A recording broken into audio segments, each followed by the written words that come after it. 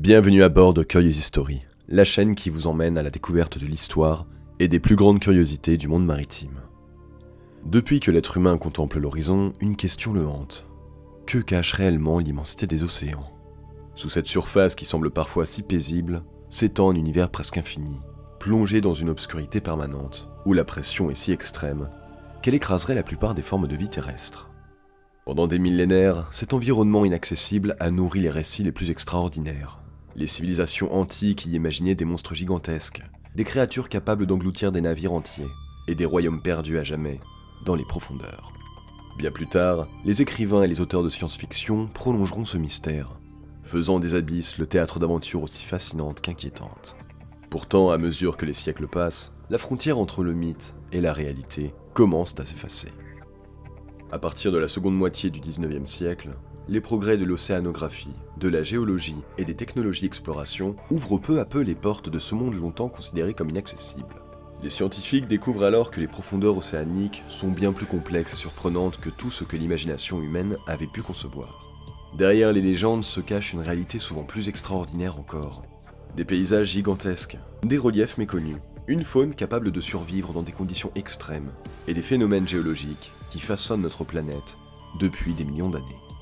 Aujourd'hui, les monstres marins ont laissé leur place aux robots sous-marins, aux bathyscaphes et aux submersibles capables d'explorer les régions les plus reculées de notre planète. Les peurs d'autrefois ont disparu, mais les interrogations demeurent. Car si la science a levé une partie du voile sur les abysses, ces profondeurs continuent de représenter l'un des plus grands territoires d'exploration de la Terre. Elles recèlent encore d'innombrables secrets, posent de nouveaux défis aux chercheurs, et pourraient même nous aider à mieux comprendre l'origine de la vie, l'évolution de notre planète, ou encore les bouleversements climatiques qui façonnent notre avenir. Mais avant de partir à la découverte de ces mondes engloutis, une question essentielle mérite d'être posée. Que signifie réellement le mot abysse ? Dans le langage des géologues et des océanographes, ce terme ne se limite pas à l'idée d'une profondeur vertigineuse. Il fait référence à un ensemble de paysages sous-marins bien précis, notamment les immenses plaines abyssales et les fosses océaniques. Ces cicatrices gigantesques qui comptent parmi les endroits les plus profonds jamais explorés par l'homme. Pour comprendre leur formation, leur fonctionnement et leur importance, il faut d'abord prendre un peu de hauteur, avant de plonger progressivement vers les profondeurs les plus mystérieuses de notre planète. Préparez-vous à embarquer.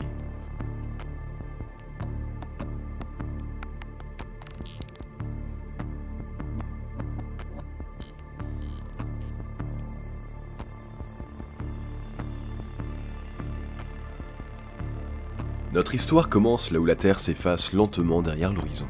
Depuis le rivage, l'océan semble n'être qu'une immense étendue d'eau, uniforme et sans relief. Pourtant, sous cette surface paisible, se cache un paysage aussi spectaculaire que celui de nos continents. Montagnes, falaises gigantesques, plaines, vallées et fosses vertigineuses composent un monde dont les dimensions dépassent souvent celles des reliefs terrestres. Pour comprendre ce que sont réellement les abysses, il faut d'abord entreprendre une descente progressive vers les profondeurs de notre planète. Notre voyage débute sur ce que les géologues appellent le plateau continental. Cette vaste plateforme sous-marine constitue le prolongement immergé des continents. Selon les régions du globe, elle peut ne mesurer que quelques centaines de mètres de largeur, ou au contraire, s'étendre sur plusieurs centaines de kilomètres.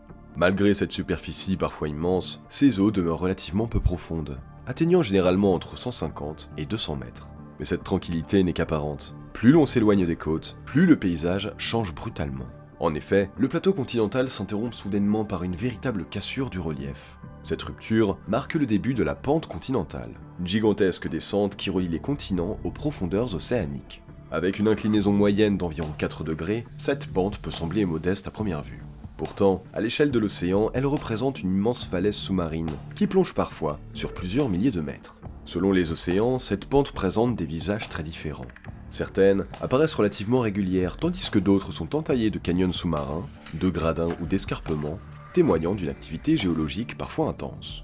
Sa largeur varie généralement entre 20 et 100 km, tandis que sa profondeur passe progressivement d'environ 200 mètres à plus de 3000 mètres, voire davantage, dans certaines régions du globe. Cependant, la descente ne s'arrête pas là. Au pied de cette immense pente apparaît une nouvelle zone, le glacis continental. Souvent méconnu du grand public, il constitue pourtant une étape essentielle entre les continents et les véritables abysses. Cette vaste bande sous-marine, qui peut atteindre près de 600 km de largeur, est formée par l'accumulation, durant des millions d'années, d'innombrables sédiments transportés depuis les continents par les fleuves, les courants et les glissements de terrain sous-marins.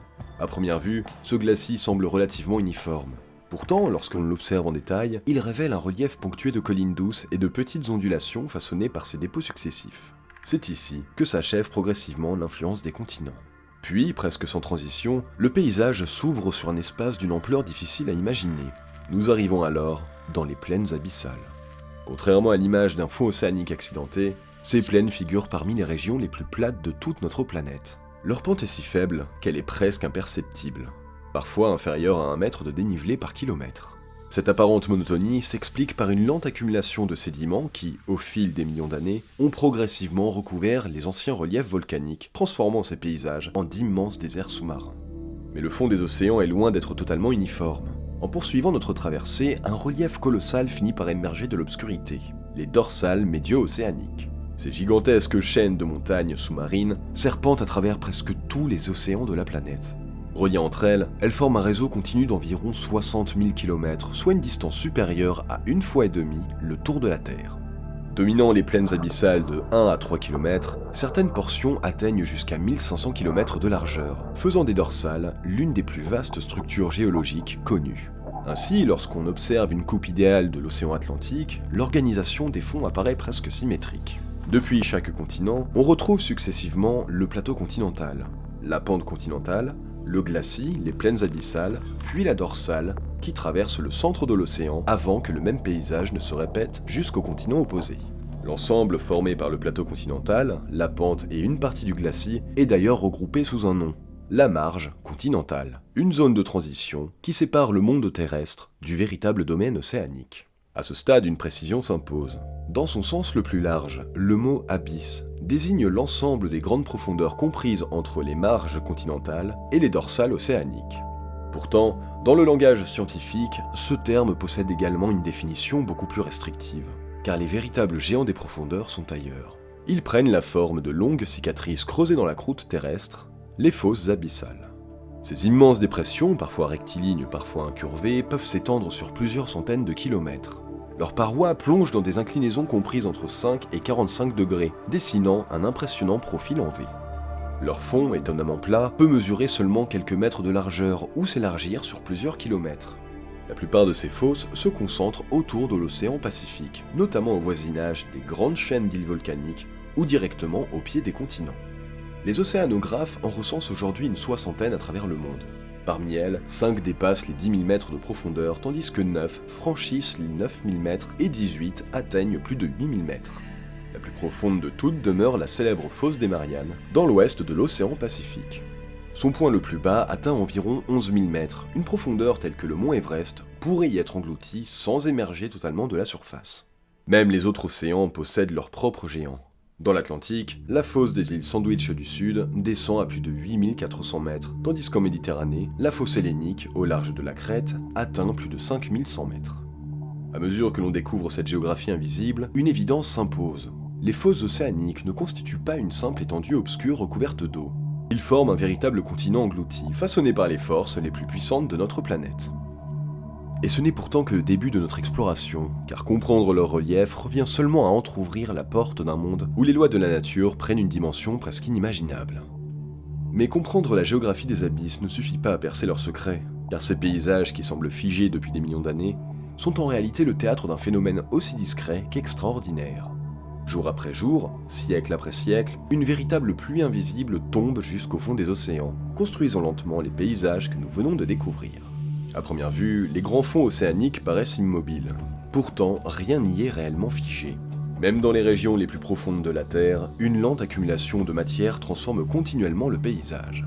Cette pluie permanente, presque imperceptible à l'échelle humaine, est à l'origine des sédiments abyssaux, une mémoire géologique qui enregistre, couche après couche, l'histoire des océans depuis des millions d'années. Lorsque l'on considère les abysses dans leur sens le plus large, il devient indispensable de s'intéresser à ces sédiments qui recouvrent la majeure partie des fonds marins. Toutes les zones de l'océan ne présentent cependant pas le même aspect. À certains endroits, les roches affleurent directement à la surface du fond marin. C'est notamment le cas des dorsales médio-océaniques, où dominent des roches volcaniques issues des profondeurs de la Terre. On retrouve également des affleurements sur les montagnes sous-marines, qu'il s'agisse d'anciens volcans ou de guyos, ces volcans dont le sommet a été aplati par l'érosion avant de sombrer sous les flots. À proximité des continents, sur les marges continentales, ce sont cette fois des roches sédimentaires qui apparaissent localement. En revanche, partout ailleurs, le fond de l'océan est recouvert d'une épaisse couche de sédiments meubles, encore non consolidés. Contrairement à une roche solide, ces dépôts ressemblent davantage à une succession de particules qui se sont accumulées au fil du temps. Ces sédiments proviennent d'origines très diverses. Une première partie est constituée de matière organique. On y retrouve les minuscules coquilles calcaires ou silicieuses d'organismes microscopiques ayant vécu près de la surface des océans, mais également des débris organiques et phosphatés issus de vertébrés marins. Chaque organisme qui disparaît contribue ainsi à sa manière à construire les profondeurs. À cette matière vivante s'ajoute une importante fraction inorganique. Elle est composée d'argile, de quartz, d'autres minéraux détritiques arrachés au continent, de matériaux volcaniques, de célèbres nodules de manganèse, riches en métaux, ainsi que d'une multitude d'éléments chimiques présents à l'état de trace. Mais comment toute cette matière parvient-elle jusqu'à plusieurs milliers de mètres de profondeur? Une grande partie provient directement de la surface de l'océan. Les scientifiques parlent alors de particules pélagiques. Invisibles à l'œil nu pour la plupart, elles tombent lentement à travers la colonne d'eau entraînée uniquement par la gravité. Cette descente est d'une lenteur presque inimaginable. Autrement dit, certaines poussières qui reposent aujourd'hui sur le fond des océans ont commencé leur chute bien avant la naissance de plusieurs générations humaines. Toutefois, cette pluie verticale n'est pas le seul mécanisme à l'œuvre. Les profondeurs sont également parcourues par de puissants courants de fond et par les impressionnants courants de turbidité. Comparables à d'immenses avalanches sous-marines, ces écoulements déplacent des sables, des limons, des particules arrachées au continent, mais aussi des organismes provenant des faibles profondeurs, avant de les déposer parfois à plusieurs milliers de mètres sous la surface. Enfin, une partie des sédiments naît directement au cœur de l'océan lui-même. Les réactions chimiques entre l'eau de mer et les roches volcaniques, la migration de certains minéraux à travers les dépôts déjà existants, ou encore l'érosion des îles volcaniques exposées à l'air libre, produisent continuellement de nouveaux matériaux qui viennent enrichir les fonds océaniques. Peu à peu, tous ces éléments s'empilent sous l'effet de la gravité. Ils forment des couches successives, presque parallèles au fond marin, constituant un immense livre de pierres dont chaque strate raconte une époque différente de l'histoire de la Terre. L'origine des sédiments influence également leur répartition. Les matériaux issus des continents s'accumulent principalement sur le glacis continental, qu'ils finissent progressivement par combler. C'est ainsi que se mettent lentement en place les vastes plaines abyssales. En revanche, sur les dorsales océaniques ou les montagnes sous-marines, seules les particules les plus fines capables de rester longtemps en suspension parviennent à se déposer. Mais qu'en est-il des fosses abyssales, ces gouffres qui comptent parmi les endroits les plus profonds de notre planète? La réponse dépend surtout de leur emplacement. Lorsqu'elles sont très éloignées des continents, elles reçoivent extrêmement peu de matériaux.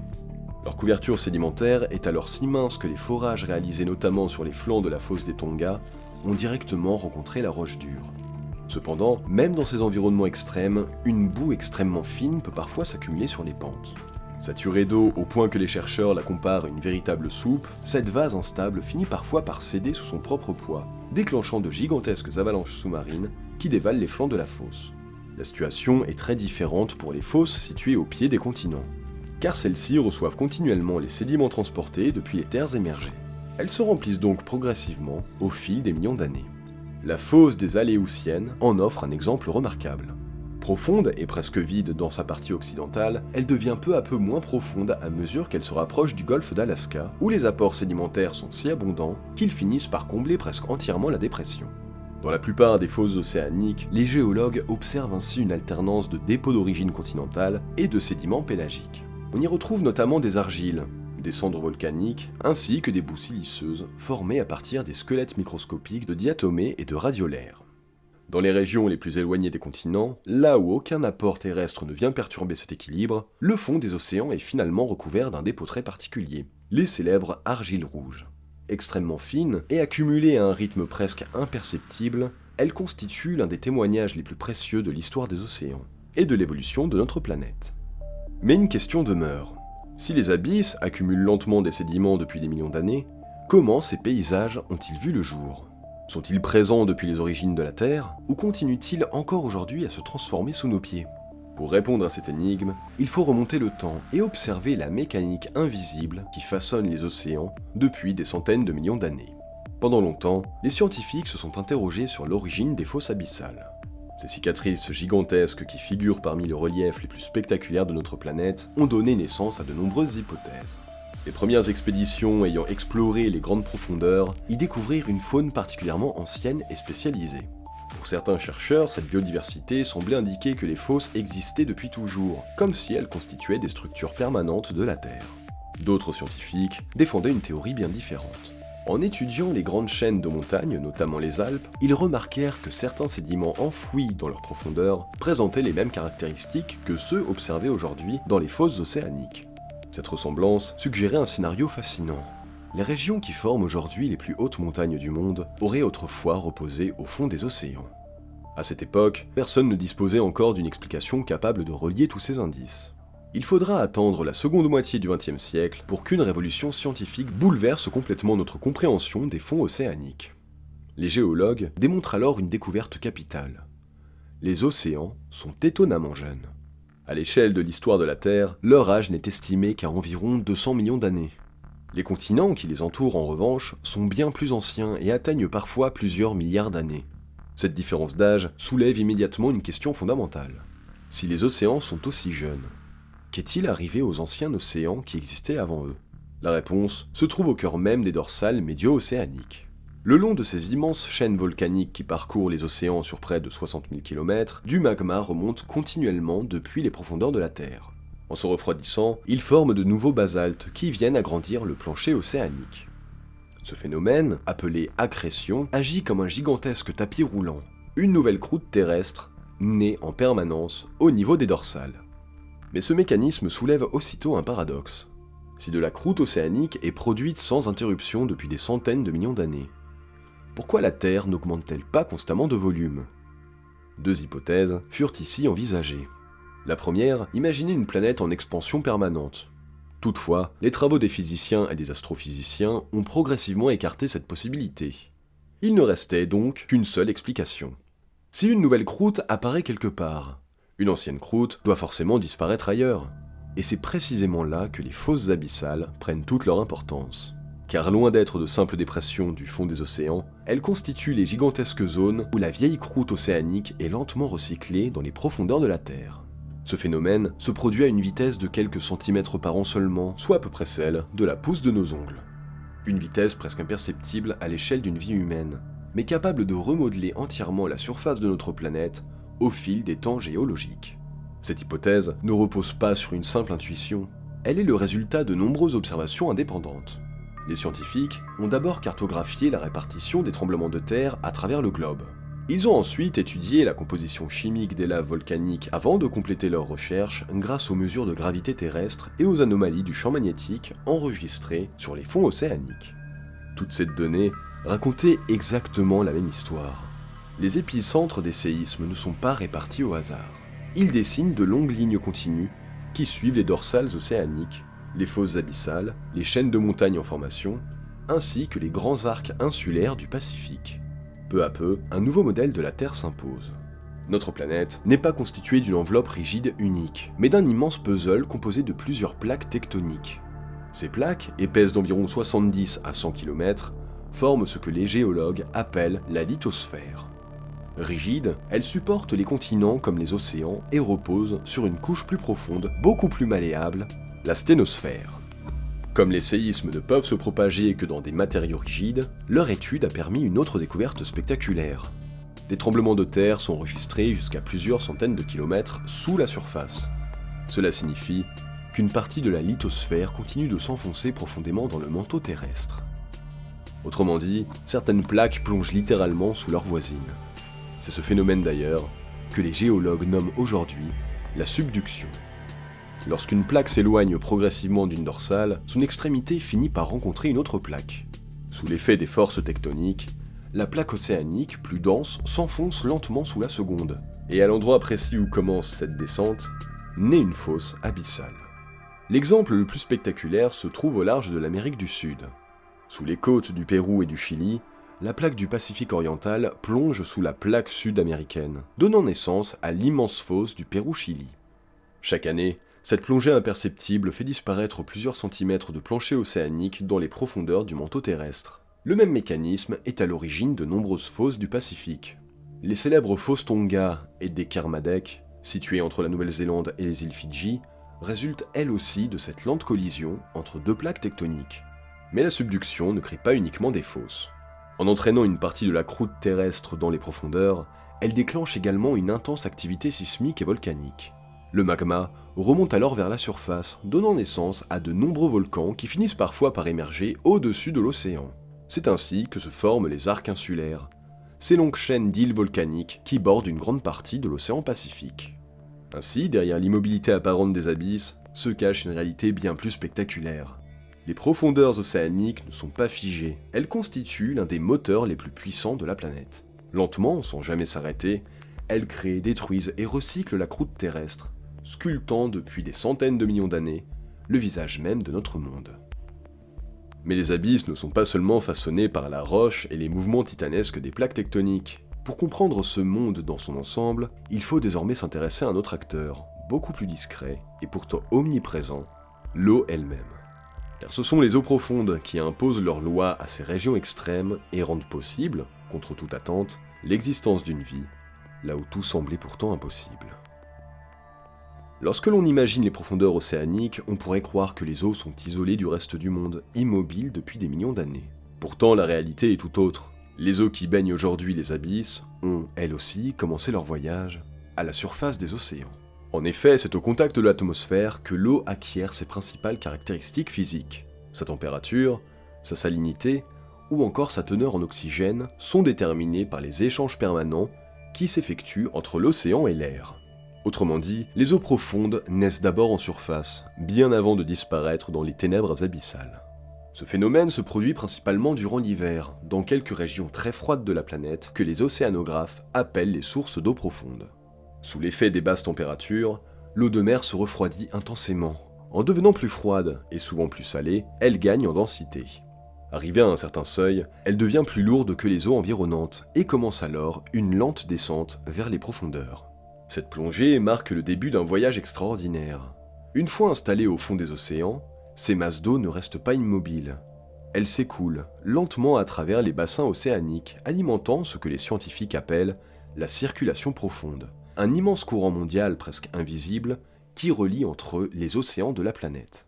Encore une fois, à notre échelle, ce mouvement est presque imperceptible. Les eaux abyssales avancent généralement à une vitesse comprise entre 1 et 3 cm par seconde, soit à peine le rythme auquel avance une aiguille d'une montre. Pourtant, au fil des siècles, elles parcourent des milliers de kilomètres transportant chaleur, oxygène et éléments chimiques jusqu'aux régions les plus reculées des fonds marins. Leur volume est tout aussi impressionnant. À elles seules, ces eaux profondes représentent environ 1 milliard de kilomètres cubes d'eau de mer, ce qui en fait la plus grande masse d'eau continue de la planète. Malgré cette immensité, leurs propriétés restent étonnamment homogènes. Puisqu'elles se forment dans un nombre limité de régions polaires ou subpolaires, elles conservent longtemps les caractéristiques acquises lors de leur formation. Ainsi, plus des 3/4 des eaux océaniques affichent une température inférieure à 4 degrés. Il est toutefois intéressant de noter que cette classification diffère légèrement de celle adoptée par certains écologistes marins. Ces derniers considèrent souvent que le véritable étage abyssal débute au niveau de l'isotherme des 4 degrés, une limite située généralement entre 4000 et 6000 mètres de profondeur. À partir de cette frontière, les conditions deviennent véritablement extrêmes et imposent des contraintes biologiques exceptionnelles. Car vivre dans les abysses ne consiste pas simplement à survivre dans l'obscurité. Il faut également résister à une pression colossale, à des températures proches du point de congélation et à une absence presque totale de nourriture. Pourtant, contre toute logique, la vie est parvenue à conquérir ces profondeurs. Écoutez, il y a une chose que l'histoire de l'évolution nous a apprise, c'est que la vie ne peut pas être contenue. La vie prend le large, la vie conquiert de nouveaux territoires, elle renverse toutes les barrières. C'est parfois pénible, c'est parfois dangereux, mais... Enfin, ça y est comme ça. En effet, au fil de millions d'années d'évolution, les animaux abyssaux ont développé des adaptations parmi les plus extraordinaires du règne animal. Certaines espèces présentent un gigantisme spectaculaire, atteignant des tailles bien supérieures à celles de leurs proches vivants en eau peu profonde. D'autres possèdent un corps fortement comprimé, leur permettant de mieux évoluer sous des pressions écrasantes. Nombre d'entre elles sont également capables de produire leur propre lumière grâce à des organes bioluminescents, transformant l'obscurité absolue en un univers ponctué d'étranges lueurs bleutées. Chez certaines espèces, cette lumière sert à attirer des proies, à communiquer avec leurs congénères ou encore à se dissimuler des prédateurs. Enfin, plusieurs poissons abyssaux possèdent des mâchoires extraordinairement extensibles, capables d'engloutir des proies presque aussi grandes qu'eux. Dans un environnement où chaque repas est rare et imprévisible, laisser une occasion de se nourrir pourrait tout simplement être fatal. Ainsi, derrière l'apparente immobilité des eaux profondes, se cache un univers d'une incroyable complexité. Ces masses d'eau façonnent non seulement le climat de notre planète, mais elles ont aussi permis l'émergence d'une faune unique, capable de prospérer dans l'un des environnements les plus extrêmes que la Terre n'ait jamais connus.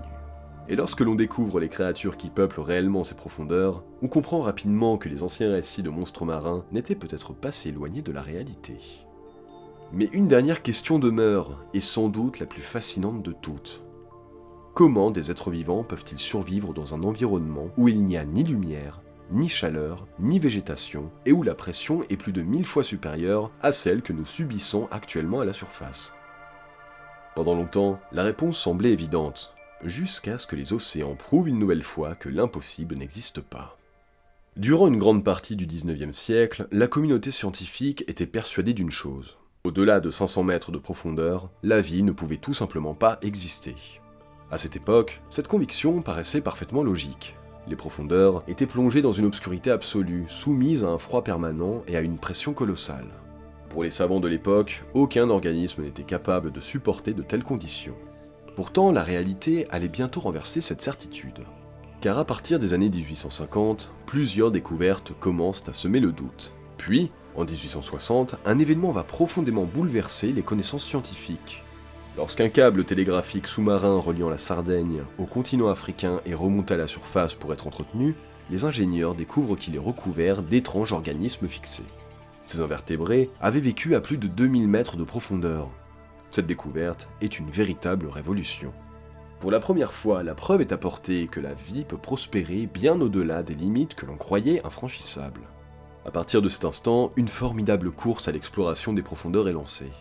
Les océanographes organisent les premières grandes campagnes scientifiques destinées à explorer systématiquement les grands fonds. Parmi elles, une expédition demeure aujourd'hui encore légendaire, celle du HMS Challenger, qui effectue entre 1873 et 1876 le premier véritable tour du monde consacré à l'étude scientifique des océans. Cette mission marque la naissance de l'océanographie moderne. Pendant près de 4 ans, le navire collecte des milliers d'échantillons, mesure les profondeurs, cartographie les fonds marins et révèle au monde entier une biodiversité insoupçonnée. Mais l'exploration ne fait alors que commencer. Entre les deux guerres mondiales, les progrès technologiques ouvrent une nouvelle étape. L'apparition des sondages ultrasonores permet de cartographier les reliefs sous-marins avec une précision jusque-là inimaginable. Quelques années plus tard, le navire danois Galatea, au cours de son expédition menée entre 1950 et 1952, entreprend l'exploration méthodique des fosses les plus profondes de la planète. Les résultats dépassent alors toutes les attentes. Même dans les régions les plus profondes connues à cette époque, les chercheurs découvrent des représentants de plusieurs groupes d'invertébrés. La vie existe donc jusque dans les abysses les plus extrêmes. Et depuis ces grandes expéditions, les recherches n'ont jamais cessé. Peu à peu, les scientifiques ne se contentent pas d'inventorier de nouvelles espèces. Leur objectif devient plus ambitieux, comprendre comment ces organismes vivent, interagissent et parviennent à survivre dans un environnement aussi hostile. Car les abysses constituent un milieu d'une stabilité remarquable. À plusieurs milliers de mètres sous la surface, les variations saisonnières n'existent pratiquement plus. En revanche, une chose y disparaît très rapidement. La lumière. Quelques centaines de mètres seulement sous la surface, les derniers rayons du soleil s'éteignent définitivement. En pratique, la photosynthèse qui permet aux végétaux de produire leur propre matière grâce à la lumière cesse de fonctionner dès environ 200 mètres de profondeur. À partir de cette limite, plus aucune plante ne peut vivre. Les abysses deviennent alors un royaume presque exclusivement peuplé d'animaux et de bactéries. À ces contraintes s'ajoute une pression gigantesque. Tous les 10 mètres de profondeur, la pression augmente d'environ 1 atmosphère. À plusieurs milliers de mètres sous la surface, chaque être vivant supporte donc des centaines de fois la pression qui règne au niveau de la mer. Et pourtant, malgré ces conditions extrêmes, la vie persiste. Et reste d'ailleurs une question essentielle. Que mangent ces animaux dans un monde où rien ne pousse ? La première source de nourriture provient directement des eaux superficielles. En permanence, une lente pluie composée de minuscules cadavres d'organismes, de fragments de plancton et de déchets organiques descend vers le fond des océans. Les biologistes parlent parfois de neige marine. Invisible depuis la surface, cette pluie constitue la principale ressource alimentaire des profondeurs. À cette matière organique s'ajoute un autre phénomène tout aussi important. Chaque jour, d'innombrables organismes pélagiques effectuent de vastes migrations verticales nictémérales. C'est-à-dire qu'ils remontent vers la surface durant la nuit pour se nourrir avant de redescendre dans les profondeurs au lever du jour. En étant eux-mêmes consommés par d'autres espèces, ils transportent avec eux une quantité considérable d'énergie vers les abysses, alimentant ainsi une partie de la chaîne alimentaire. Mais certaines régions des profondeurs disposent d'une source d'énergie encore plus étonnante. Là où la lumière n'existe plus, certaines bactéries ont développé une stratégie totalement différente. Au lieu d'utiliser l'énergie solaire, elles exploitent directement l'énergie chimique libérée par certains composés présents directement dans leur environnement. Ces bactéries chimiotrophes deviennent ainsi les producteurs primaires de véritables écosystèmes indépendants du Soleil, un phénomène longtemps jugé impossible.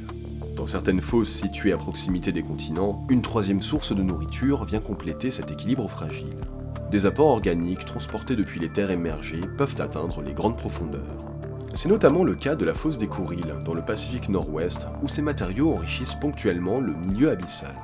Malgré ces différentes sources d'énergie, la quantité totale de matière vivante reste extrêmement rare. Dans la plupart des grands fonds, la biomasse dépasse rarement quelques grammes par mètre carré. Autrement dit, les abysses sont presque un désert. Mais un désert étonnamment riche. Car si les individus sont peu nombreux, la diversité des espèces demeure remarquable. Cette richesse biologique s'explique probablement par la très grande stabilité des conditions physiques et chimiques qui règnent dans les profondeurs depuis des millions d'années. Cet environnement exceptionnel a permis à de nombreuses lignées d'évoluer lentement, donnant naissance à une multitude d'espèces parfaitement adaptées à leur habitat. Et malgré plus d'un siècle et demi d'exploration, les surprises continuent. L'une des découvertes les plus spectaculaires fut réalisée par le Dr Lemche, lorsqu'il identifia un représentant vivant des monoplacophores, un groupe de mollusques que l'on croyait disparu depuis le Dévonien, soit environ 350 millions d'années. Retrouver vivant un animal considéré comme éteint depuis une période aussi ancienne fut un véritable choc pour la communauté scientifique. Les abysses venaient de démontrer qu'ils conservaient encore des secrets, capables de bouleverser notre compréhension de l'évolution. Et cette aventure est loin d'être terminée. Encore aujourd'hui, chaque campagne océanographique rapporte son lot d'espèces inconnues. De nouveaux animaux, parfois totalement inattendus, viennent régulièrement enrichir les catalogues scientifiques. Pourtant, un immense mystère demeure. Nous savons encore très mal comment ces espèces sont réparties dans les profondeurs de la planète. Les données disponibles restent insuffisantes pour établir une cartographie précise de la biodiversité abyssale à l'échelle mondiale. Deux grandes hypothèses s'opposent encore une fois. Selon certains chercheurs, une grande partie des espèces abyssales seraient cosmopolites, présentes dans la plupart des océans grâce à des échanges anciens entre les différents bassins. D'autres scientifiques, notamment issus de la période de recherche soviétique, défendent au contraire l'idée que chaque grand bassin océanique possède sa propre faune. Ces espèces endémiques n'existeraient nulle part ailleurs sur Terre donc. Chaque grand système de fosses pourrait ainsi abriter un monde vivant entièrement unique, isolé des autres depuis des millions d'années. Cette différenciation serait la conséquence directe de la remarquable stabilité des abysses au cours des temps géologiques. Coupées les unes des autres pendant d'immenses périodes, ces populations auraient évolué séparément, accumulant peu à peu des différences génétiques jusqu'à donner naissance à de nouvelles espèces parfaitement adaptées à leur environnement. Et c'est peut-être là le plus fascinant. Malgré tous les satellites, les robots sous-marins et les technologies dont dispose aujourd'hui l'humanité, les abysses continuent de nous rappeler une évidence. Nous connaissons encore mieux la surface de certaines planètes que les profondeurs de nos propres océans. Chaque plongée, chaque mission scientifique et chaque expédition ouvre ainsi une nouvelle fenêtre sur un monde qui refuse encore de livrer tous ses secrets. Si les abysses continuent de fasciner les scientifiques, ce n'est pas simplement parce qu'ils abritent une biodiversité insoupçonnée. C'est surtout parce que chaque espèce qui y vit semble défier les lois du vivant. Dans cet univers extrême, survivre ne suffit pas, il faut évoluer autrement. Et certaines adaptations paraissent si étonnantes qu'elles donnent parfois l'impression d'appartenir à la science-fiction. Dans les profondeurs océaniques, les règles du vivant sont complètement bouleversées. L'absence totale de lumière, la pression écrasante, le froid permanent et la rareté de la nourriture ont contraint les espèces abyssales à emprunter des chemins évolutifs que l'on observe pratiquement nulle part ailleurs sur Terre. Au fil de millions d'années, ces animaux ont développé des caractéristiques anatomiques parfois si extraordinaires qu'elles semblent tout droit sorties d'un roman fantastique. Et l'une des premières différences concerne la vision. Chez certaines espèces, les yeux ont tout simplement disparu. Dans une obscurité absolue où aucun rayon du soleil ne pénètre, ces organes sont devenus inutiles. Au cours de l'évolution, ils ont progressivement régressé jusqu'à parfois disparaître complètement, permettant à l'organisme d'économiser une énergie précieuse. A l'inverse, d'autres habitants des abysses ont suivi une stratégie radicalement opposée. Leurs yeux sont devenus d'une sensibilité exceptionnelle. Ils sont capables de percevoir les plus faibles lueurs produites dans les profondeurs, une aptitude essentielle dans un monde où le moindre éclat lumineux peut révéler la présence d'une proie ou d'un prédateur. Car dans les abysses, la lumière existe encore, mais elle n'est pas produite par le soleil. Elle est créée par les êtres vivants eux-mêmes. Ce phénomène, appelé bioluminescence, constitue l'une des adaptations les plus emblématiques des poissons et des céphalopodes abyssaux. Grâce à des organes spécialisés, ces animaux fabriquent leur propre lumière en déclenchant des réactions chimiques parfaitement contrôlées. Certaines espèces utilisent comme un véritable leurre pour attirer des proies à portée de leur mâchoire. D'autres s'en servent pour communiquer avec leurs congénères ou encore pour reconnaître les individus de leur propre espèce dans l'obscurité totale. Dans cet univers sans soleil, la bioluminescence est devenue un langage à part entière. Mais la lumière n'est pas la seule adaptation spectaculaire. La pression constitue quant à elle un autre défi majeur. À plusieurs milliers de mètres sous la surface, elle atteint plusieurs centaines, voire plus de 1000 fois celle que nous connaissons à l'air libre. Une telle force écraserait instantanément un être humain. Malheureusement, nous avons eu l'expérience il n'y a pas longtemps. Pourtant, les animaux abyssaux y résistent sans difficulté. Le secret réside principalement dans les liquides présents à l'intérieur de leurs cellules et entre leurs tissus. Ces fluides transmettent la pression de manière uniforme à travers tout l'organisme, évitant ainsi l'écrasement des structures internes. Et pourtant, malgré plus de 150 ans d'expéditions, de découvertes et de progrès technologiques, les abysses refusent encore de nous livrer tous leurs secrets. Car plus nous explorons les profondeurs de notre planète, et plus nous prenons conscience de l'immensité de ce qu'il nous reste à comprendre. Aujourd'hui encore, les scientifiques poursuivent leurs recherches avec une même conviction. Les abysses n'ont pas fini de nous surprendre. Une interrogation continue notamment de diviser les chercheurs. Les espèces vivant dans les grandes profondeurs suivent-elles un véritable cycle de reproduction saisonnier, comme c'est souvent le cas près de la surface, ou bien se reproduisent-elles de manière continue tout au long de l'année, dans cet environnement où les saisons semblent ne plus exister? Cette question est loin d'être anodine. Les méthodes utilisées par les biologistes pour estimer la production de matière vivante reposent généralement sur l'existence de cycles bien définis, en observant l'âge des individus, leur croissance, ou encore leur maturité sexuelle. Mais si ces rythmes biologiques sont différents dans les abysses, il devient alors nécessaire d'imaginer de nouveaux modèles capables de mieux décrire cette réalité, encore largement inconnue. C'est pourquoi l'étude de la physiologie des animaux abyssaux constitue aujourd'hui l'un des domaines de recherche les plus prometteurs de la biologie marine. Chaque nouvelle découverte nous rapproche un peu plus de la compréhension de leur développement, de leur incroyable stratégie de survie et de leur reproduction. Et à travers eux, ce sont tout le fonctionnement des écosystèmes profonds qui se dévoilent peu à peu. Mais au fond, cette exploration raconte peut-être quelque chose de bien plus universel. Depuis toujours, l'être humain regarde l'horizon avec la même question en tête. Qu'y a-t-il au-delà ? Hier, nous redoutions les monstres marins. Aujourd'hui, nous envoyons des robots explorer les fosses les plus profondes de notre planète. Les légendes ont laissé place à la science. Mais une chose n'a jamais changé. Cette curiosité qui nous pousse à dépasser nos peurs, pour comprendre le monde qui nous entoure. C'est peut-être cela la plus belle leçon des abysses. Il nous rappelle que l'inconnu n'est pas un obstacle, mais une invitation. Une invitation à apprendre, à douter, à progresser et à rester humble face à l'immensité de ce que nous ignorons encore. Comme un navire qui ne quitte jamais le port ne découvrira jamais de nouveaux horizons, une vie sans curiosité finit souvent par dériver au gré des certitudes. Oser explorer, se remettre en question, accepter de ne pas tout savoir. C'est peut-être ainsi que l'on devient jour après jour une meilleure version de soi-même. Et dans cette traversée qu'est la vie, n'oublions jamais une chose. Les plus beaux voyages ne valent vraiment la peine que lorsqu'ils nous permettent de revenir auprès de ceux que nous aimons. Alors prenez soin de vous, prenez soin de vos proches, de votre famille, de vos amis, de toutes ces personnes qui vous sont chères. Ce sont elles qui donnent un véritable sens à chacun de nos voyages, qu'ils soient sur les océans ou dans la vie. Si cette exploration des abysses vous a passionné, n'hésitez pas à laisser un commentaire pour partager ce qui vous a le plus marqué. C'est toujours un immense plaisir de lire vos réflexions et d'échanger avec cette formidable communauté de passionnés et de curieux. Vous pouvez également aimer cette vidéo, vous abonner si ce n'est pas encore fait, et si vous regardez cette vidéo sur votre smartphone, un simple partage ou une interaction supplémentaire contribue réellement à la faire connaître auprès d'autres curieux. C'est un geste simple, mais il aide énormément la chaîne à poursuivre son développement. Enfin, si vous souhaitez soutenir mon travail et participer concrètement à l'évolution de Curious History, j'ai créé une page Tipeee. Vous trouverez le lien dans la description de cette vidéo, ou dans la description de la chaîne.